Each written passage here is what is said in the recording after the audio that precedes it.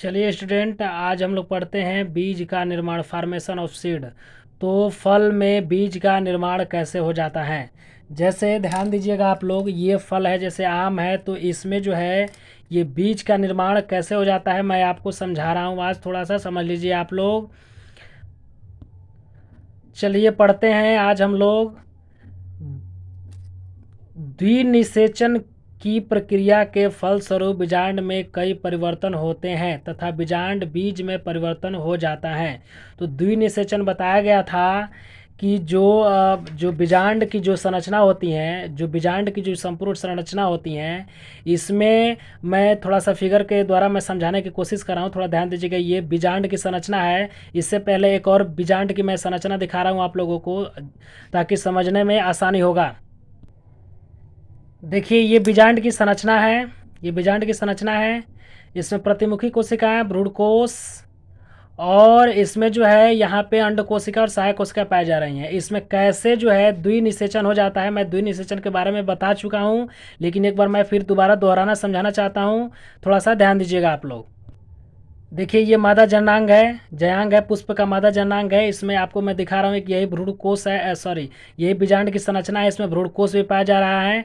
यहाँ पर देखिए ध्रुवीय केंद्रक, द्वितीय ध्रुवीय, इसको द्वितीय केंद्रक भी कहते हैं। यहाँ पे मैं पहले भी बता चुका हूँ। इसमें नर युग्मक है, ये नर युग्मक है। जो प्राग नलिका का, ये प्रागकण है जो प्राग नलिका का निर्माण करके इसके अंदर जो है दो जो है केंद्रक नर युग्मक पाए जाते हैं। एक जो है अंड कोशिका से, एक अंड कोशिका से मिल जाता है तो निषेचन क्रिया हो जाता है, और दूसरा जो है द्वितीय केंद्रक से मिल जाता है तो द्विनिषेचन हो जाता है। अर्थात इसमें दो बार निषेचन हो जाता है। एक बार तो पहले इससे हो जाता है, पहले तो एक नर से जो है एक नर युग्मक से एक अंडा से मिल जाता है तो पहला निषेचन हो जाता है।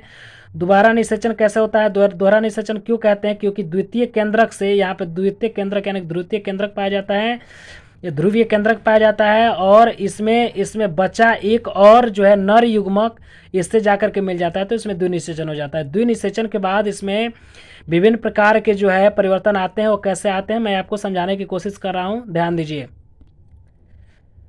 देखिए द्विनिषेचन क्रिया के फलस्वरूप बीजांड में कई परिवर्तन होते हैं तथा बीजांड बीज में परिवर्तन हो जाता है। बीजांड जो है बीज में परिवर्तित हो जाता है। क्यों? क्योंकि उसमें भ्रूण पलता है और बीज में परिवर्तित हो जाता है। बीजांड के दोनों आवरण के बीज आवरण, यानी कि बीजांड के दोनों आवरण सीड कोट का निर्माण करते हैं, यानी कि जो बीज होता है उसके चारों तरफ कवर का निर्माण करते हैं। मैं इसको समझाने की कोशिश कर रहा हूँ, ध्यान दीजिएगा आप लोग। देखिए ये जो है निषेचित जो है बीजांड की संरचना है जिसमें निषेचन हो गया है, और इसमें देखिए ये जो है भ्रूण है। ये क्या है? तो भ्रूण है। तो मैं इसको समझाने की कोशिश कर रहा हूँ, जरा सा अच्छे से समझिएगा आप लोग। इसमें मैं बता रहा हूँ कि जो अंतःचोल हैं और जो बाह्य चोल हैं, ये बाहर जो बाह्य आवरण हैं और अंतःचोल हैं, ये जो है इसमें बना बीज का जो है इसमें आवरण का निर्माण करता है। बीज का बाह्य आवरण का निर्माण बाह्य आवरण करता है बीजांड का, और अंतः आवरण का निर्माण अंतः आवरण करता है, अंतः आवरण करता है। यानी कि बीज में दो सीट कोट पाए जाते हैं, सीट कोट पाए जाते हैं, मैंने बीज का कोट यानी कि आवरण, या कह सकते हैं इनमें लोप आवरण पाए जाते हैं। तो बीज का जो आवरण होता है उसमें पहला आवरण जो है बाह्य आवरण करता है बाहर से, और अंदर का जो आवरण होता है वह अंतः आवरण करता है। यानी कि बीजांड का दोनों आवरण बीज का आवरण का निर्माण करते हैं। हमें विश्वास है कि आप लोग को समझ में आ रहा होगा। आगे पढ़ते हैं। देखिए यहाँ पर देखिए बीजांड वृंत से जिस स्थान पर जुड़ता है वह एक चिन्ह नाभिक के रूप में बीजावरण पर उपस्थित रहता है। यानी कि मैं आपको दिखाने की कोशिश कर रहा हूँ, ध्यान दीजिएगा। यहाँ पे ये जो है आवरण का चिन्हित हो जाता है। यहाँ पे दिखाई दे रहा है ना, ये आवरण का चिन्हित हो जाता है, यानी कि बीज में जो एक आवरण का चिन्ह बना देता है बीजांड द्वार के पास। चलिए आगे पढ़ते हैं। देखिए यहाँ बता रहा है कि भोज्य पदार्थ या तो बीजपत्र में या तो भ्रूणपोष में इकट्ठा हो जाता है। तो बीजपत्र का मतलब हो जाएगा कि बीजपत्र का मतलब मूलांकुर और प्रांकुर, या कह रहा है कि भ्रूणपोष में इकट्ठा हो जाता है। भ्रूणपोष का मतलब कि जिसमें जो मैं बताया था कि एक नर एक नर और द्वितीय केंद्रक से जो मिलता है द्विनिषेचन होता है, तो द्विनिषेचन भ्रूणपोष का निर्माण करता है, जहाँ पे भ्रूण को क्या करता है, भोज्य पदार्थ देता है। तो भोज्य पदार्थ इकट्ठा करके और भ्रूण को भोज्य पदार्थ देता है। इसको समझने की कोशिश कीजिएगा थोड़ा सा। देखिए ये भ्रूणपोष है, ये भ्रूणपोष है। तो भ्रूणपोष जो है ये क्या करता है, भ्रूण को भोज्य प्रदान करता है। और यहाँ पे आपको दिखाई दे रहा है बीजपत्र, मूलांकुर और परांकुर, यानी कि बीजपत्र, मूलांकुर और परांकुर का निर्माण करते हैं। ठीक है, आगे पढ़ते हैं। तो संपूर्ण बीज का भोजन कहाँ इकट्ठा होता है, तो बीजपत्र में इकट्ठा होगा, यहाँ पे इकट्ठा होगा, या फिर जो है भ्रूणपोष में इकट्ठा होगा। दिखाई दे रहा है ना, ये भाग जो है भ्रूणपोष कहलाता है। तो ये भ्रूणपोष ये भ्रूण को क्या करता है, भोजन देता है। या तो इसी में उपस्थित होता है, यहाँ पे ये बीजपत्र में स्थित, देखिए आप बीजपत्र दिखा रहे हैं, या तो बीजपत्र में स्थित उपस्थित होगा, संग्रह होगा भोज्य पदार्थ, या तो क्या बोलते हैं, भ्रूणपोष में इकट्ठा होगा। हमें विश्वास है कि आप सभी स्टूडेंटों को आसानी से समझ में आ रहा होगा। चलिए आगे पढ़ते हैं। देखिए आगे कह रहा है कि इसमें पानी की मात्रा धीरे धीरे कम हो जाती है, जिससे भ्रूण सुसुप्तावस्था में चला जाता है। इस प्रकार बीजावरण से घिरी प्रसुप्त सूखा हुआ, मतलब सूखा रचना जो है बीज का निर्माण करता है, या बीज कहते हैं। इस प्रकार के बीजावरण से घिरी प्रसुप्त रचना को बीज कहते हैं। कैसे समझेंगे इसको, थोड़ा ध्यान दीजिएगा। देखिए मैं बताया था कि जो भोज्य पदार्थ होता है, तो भोज्य पदार्थ तो गुलित पदार्थों के रूप में होता है, या तो भ्रूणपोष में पाया जाएगा या तो बीजपत्र में पाया जाएगा। अब बीजपत्र का भोज्य पदार्थ या भ्रूणपोष का बीज पदार्थ क्या होगा कि धीरे धीरे इसका जल सूखना चालू हो जाएगा। अब सूख करके यह बिल्कुल सूख जाएगा, सोख लेगा, और बिल्कुल जो सूख हो जाएगा और सुसुप्ता अवस्था में चलेगा। सुसुप्ता का मतलब बिल्कुल सूख जाएगा। अब कह रहा है कि सुसुप्ता अवस्था में ये भ्रूण चला गया है, और बीजा आवरण या अंता आवरण से घिरा ये भाग जो है ये गोल सा बीज का संरचना का निर्माण कर देता है इस तरह से। और ये जो है बाह्य आवरण है इसका, ये बाह्य आवरण है, और ये अंता आवरण है, ये अंतरावरण है, और बीच में इसका जो है संपूर्ण भाग पाया जा रहा है। तो इस तरह से हम समझ सकते हैं। हमें विश्वास है कि आप लोग को समझ में आ रहा होगा। चलिए आगे पढ़ते हैं। तो इस प्रकार बीजावरण से घिरी प्रसुप्त रचना को हम क्या कहते हैं, बीज कहते हैं। तो इस तरह से बीज का निर्माण हो जाता है।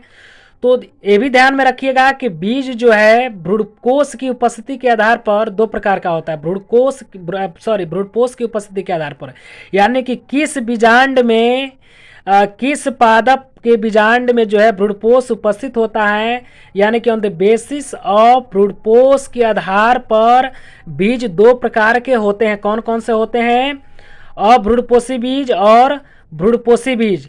तो अभ्रूणपोषी बीज किसे कहते हैं, थोड़ा समझना होगा। इस प्रकार के बीजों में भ्रूणपोष अनुपस्थित होता है, क्योंकि यह वृद्धि करते हुए बीजांड द्वारा पूर्ण रूप से उपयोग में ले लिया जाता है। इसमें भोजन का संग्रह बीजपत्रों में होने से ये मोटे हो जाते हैं। उदाहरण में बीजपत्री पादप जैसे चना, मटर, दालें इत्यादि। थोड़ा ध्यान दीजिएगा आप लोग, समझिए इस। देखिए मैं बताया था, या तो इसका भोज्य पदार्थ जो है या तो भ्रूणपोष में उपस्थित होता है या बीजपत्र में उपस्थित होता है। तो इसमें भ्रूणपोष अनुपस्थित होता है। क्यों, क्योंकि भ्रूणपोष वृद्धि करते वक्त, जब भ्रूण वृद्धि करता है उसी वक्त भ्रूणपोष से सारे भोजन ले लेता है और अपने अंदर इसको समेट लेता है, इसलिए इसमें भ्रूणकोष की अनुपस्थिति होती है। हमें विश्वास है कि समझ में आ रहा होगा। आगे पढ़ते हैं। उदाहरण में बता रहा है द्विबीजपत्री पादप जैसे चना, मटर, दालें तथा सेम। तो इसमें अभ्रूणपोषी बीज में जो है, अभ्रूणपोषी बीज में अभ्रूणपोषी क्यों कह रहे हैं कि ये भ्रूण का पोषण पहले से ही कर लिया जाता है, आगे चल के नहीं करता है, इसलिए हम इसको अभ्रूणपोषी कहते हैं। तो उदाहरण में आ जाएगा द्विबीजपत्री पादप जैसे कि चना, मटर, दालें इत्यादि। ठीक है, आगे पढ़ेंगे। भ्रूणपोषी बीज, तो भ्रूणपोषी बीज क्या होता है कि देखिए इस प्रकार के बीजों में भोजन भ्रूणपोष में इकट्ठा रहता है, यानी कि इस प्रकार का भोजन जो है इसमें मैं बताया था कि इसमें भ्रूणपोष में भोजन इकट्ठा नहीं होता है बल्कि बीजपत्र में उपस्थित होता है। पहले ही वृद्धि करते वक्त क्या करता है, भ्रूणपोष ले लेता है, इसलिए इसमें उपस्थित नहीं रहता है। ठीक है, उसी तरह से इसमें बता रहा है कि इस प्रकार के बीजों में भोजन भ्रूणपोष में इकट्ठा रहता है तथा बीजपत्र पतले हो जाते हैं। यानी कि बीजपत्र में भोजन नहीं मिलेगा तो ये पतला हो जाएगा, ये मोटा हो जाता है, बड़ा हो जाता है।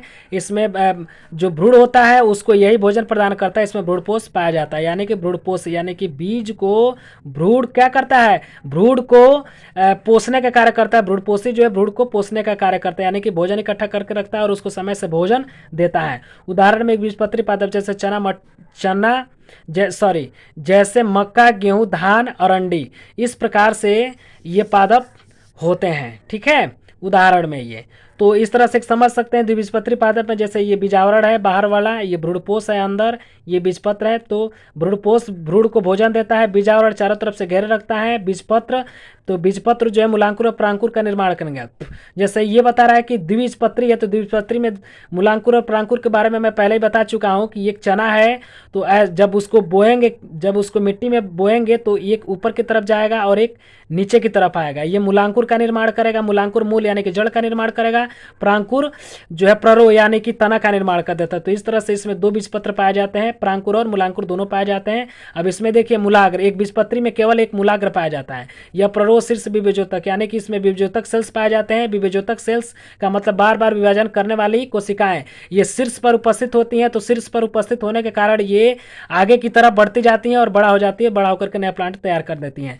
तो इस तरह से बीज का निर्माण हो जाता है। हमें विश्वास है कि आप सभी स्टूडेंटों को बीज का निर्माण समझ में आ गया होगा कि बीज का निर्माण कैसे होता है। तो यदि समझ में आ गया है तो हमारे चैनल को सब्सक्राइब करें, कमेंट में जाकर कमेंट करें, लाइक करें। धन्यवाद।